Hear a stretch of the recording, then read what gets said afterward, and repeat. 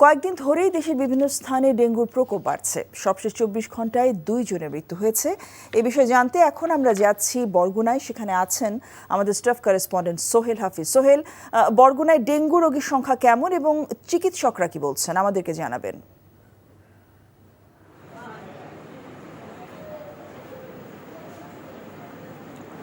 জসিন্তা, আমি এই মুহূর্তে বরগুনা জেনারেল হসপিটালে রয়েছি। আপনি দেখতেই পাচ্ছেন যে এখানে রোগীর সংখ্যা ফ্লোরে বিভিন্ন জায়গায় রোগীর সংখ্যা কিন্তু বেড়েই চলেছে।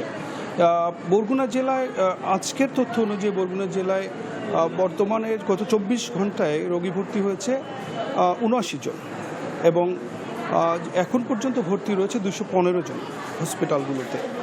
আর ইতিমধ্যেই কিন্তু 1,500-এরও বেশি পেশেন্ট এখানে ভর্তি হয়েছে, যেটা সারা বাংলাদেশের 4 ভাগের 1 ভাগ।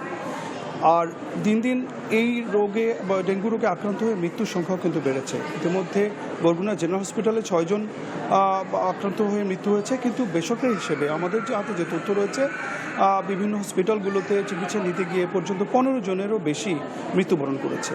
আর এই কারণে কিন্তু বরগুনায় সর্বত্র একটু আতঙ্ক ছড়িয়ে পড়েছে। ঘরে ঘরেই বলা চলে এখন ডেঙ্গু রোগী। সর্বত্রই কিন্তু আতঙ্ক ছড়িয়ে পড়েছে মানুষের মধ্যে, সাধারণ মানুষের মধ্যে। এদিকে জেলা প্রশাসন এবং পৌর প্রশাসনের সাথে কথা বলেছি আমরা। তারা কিন্তু চেষ্টা করে যাচ্ছে যাতে করে যেসব জায়গায় ডেঙ্গু মশা রয়েছে, আবাসস্থল রয়েছে মশার, সেসব জমে থাকা পানি যেসব জায়গায় রয়েছে পরিষ্কার পরিচ্ছন্নতা অভিযান চলছে। সেক্ষেত্রে তারা সচেতনতার জন্য বিভিন্ন রকমের পদক্ষেপ কর্মসূচিও গ্রহণ করেছে ইতিমধ্যে। জসিন্তা। দর্শক, বরগুনা থেকে জানছিলাম ডেঙ্গুর খবর। বান্ডেল থাকলে প্রতি সেনমানিতে টাকা বাঁচবে।